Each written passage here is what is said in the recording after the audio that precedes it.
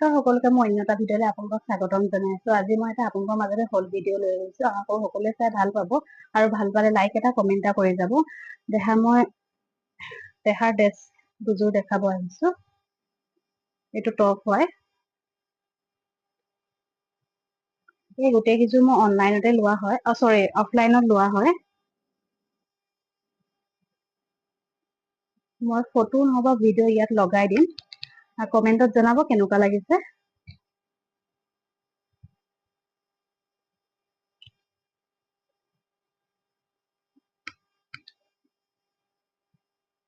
কাপোৰ কেইটা বহুত ভাল। এনেও সৰু ল'ৰা ছোৱালীৰ কাপোৰ মানে দেখিলে চব লওঁ লওঁ লাগে। তেতিয়াহ'লে ভিডিঅ'টো শেষলৈকে চাব বুলি আশা ৰাখিলো।